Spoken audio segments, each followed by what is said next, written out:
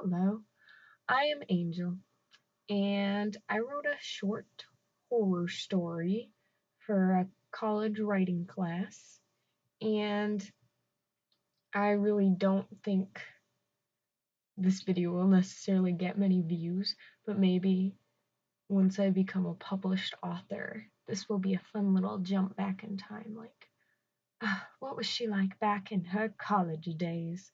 Now you can know. Um, it was really fun to write because when I started it out, I didn't really have any ideas.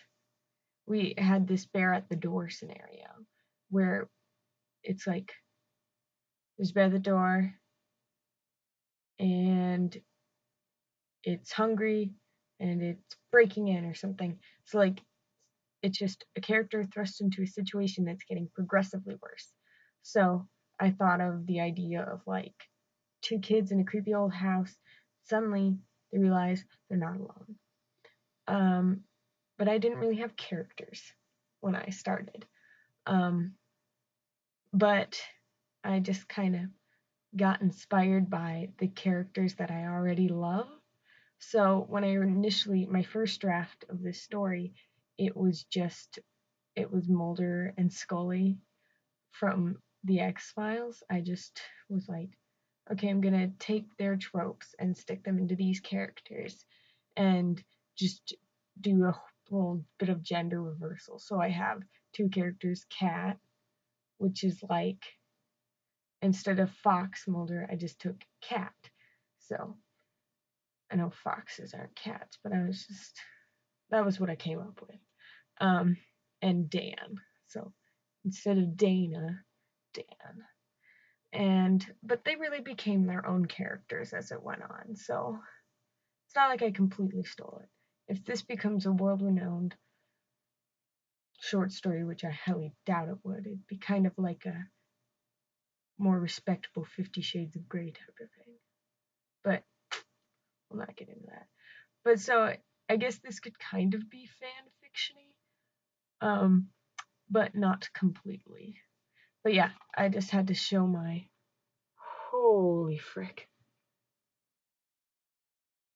Oh, that's blown out. Oh, that's because it's the back. I thought the like lighting was messed up. See, I've got my little Dana Scully badge because that was her for Halloween month. So I was like, got this.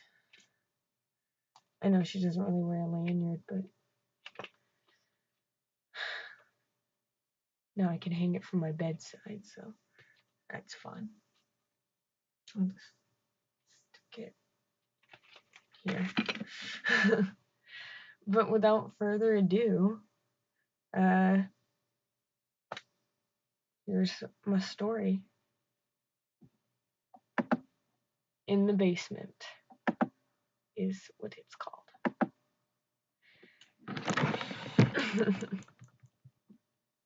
Okay. In the basement.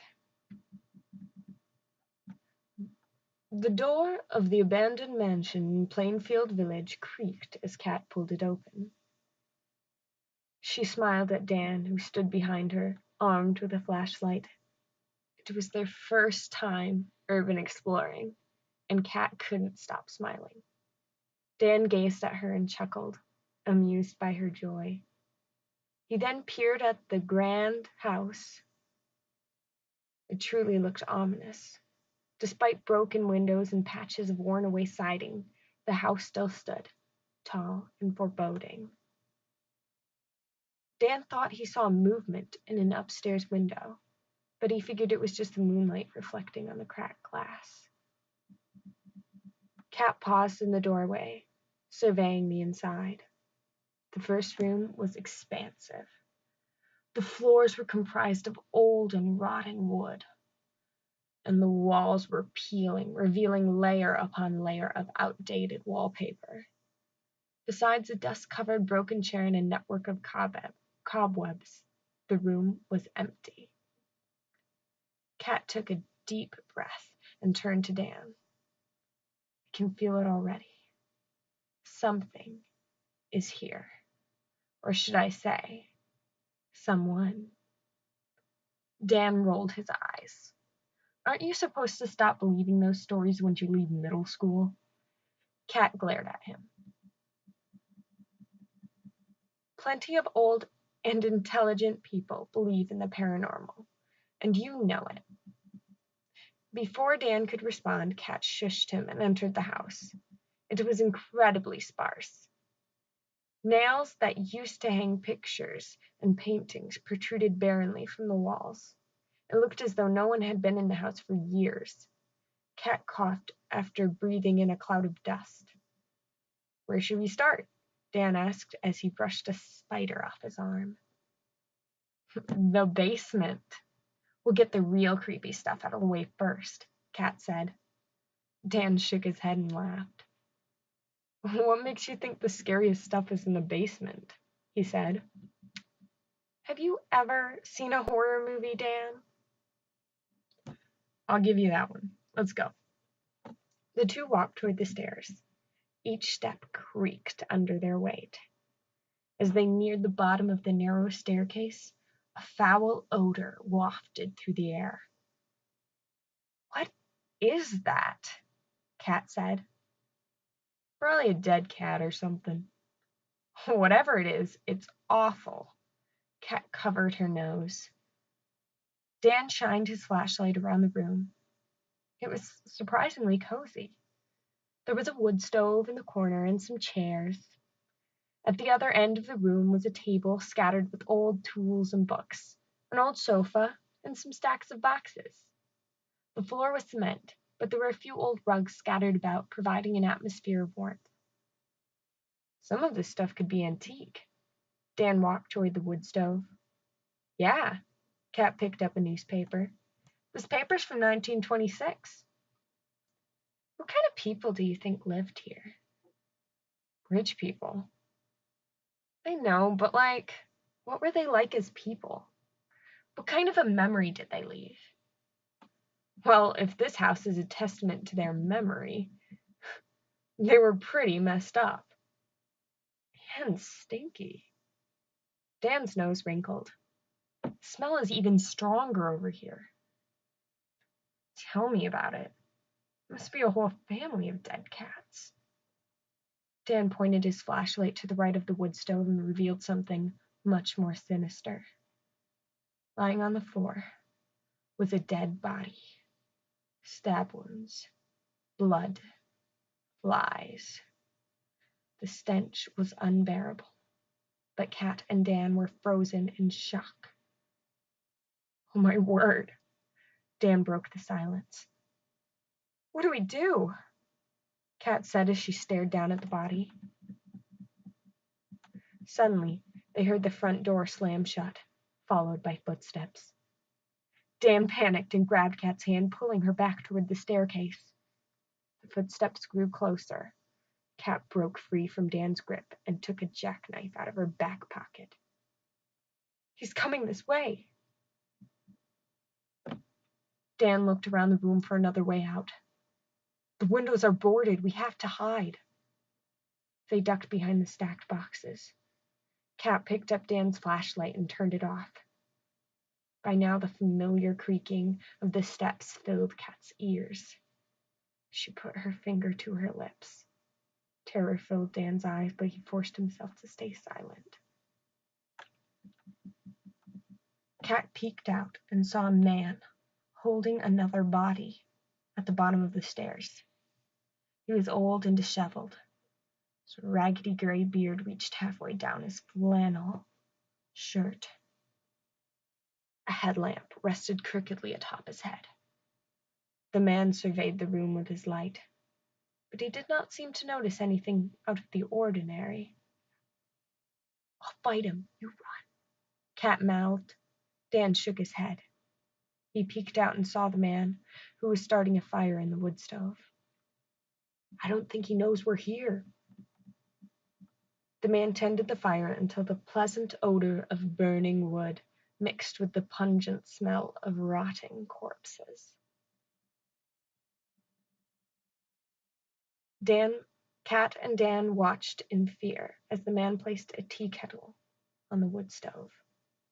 Next, he placed 3 chairs around the fire. Once he was pleased with the arrangement, he picked up one of the bodies and placed it in a chair. He did the same with the other body.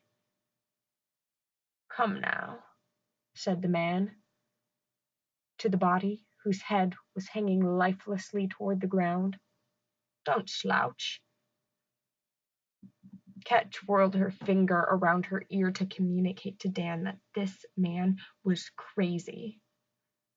Dan nodded as he trembled in fear. Kat saw this and took hold of his hand. Dan gripped Kat's hand tightly. She saw his lips moving and knew he was praying. His faith at such a time fascinated her, and she squeezed his hand to show support. Then Kat glanced out.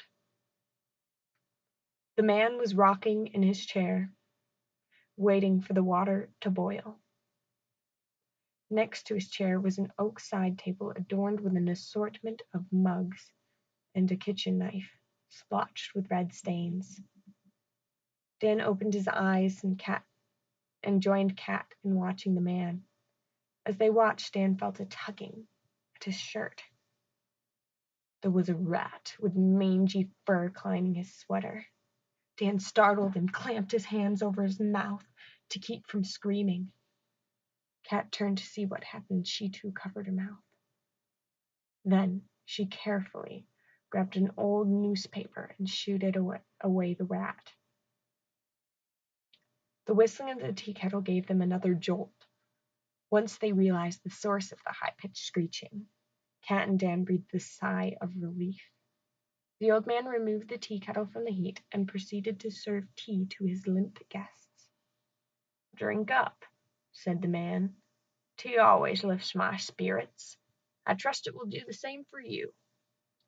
Kat and Dan watched intently, as though the man was performing a play.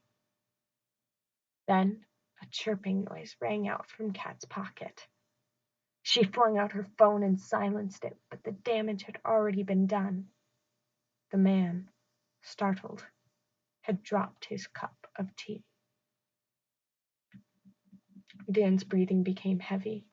Kat clenched her jackknife and stood up, ready to fight. The man stared at her. "Oh," he said. "I had no idea we had company. Come, I'll get you some tea." Kat posed like a swordsman, ready to strike. "Stay back." "Actually, sir," Dan sprang from his hiding place.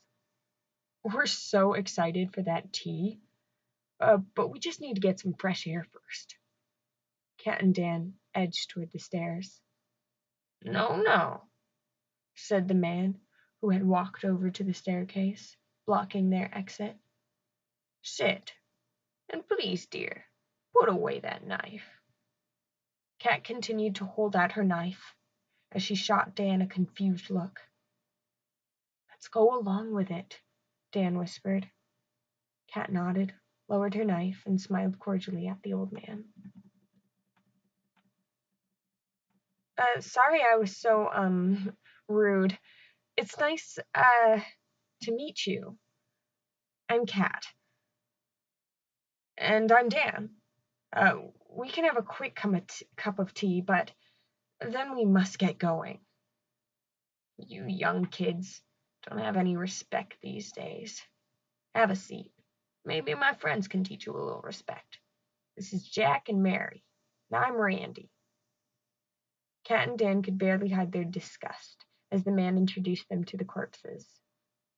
Randy grabbed 2 more chairs and motioned for Kat and Dan to have a seat. They obediently sat down.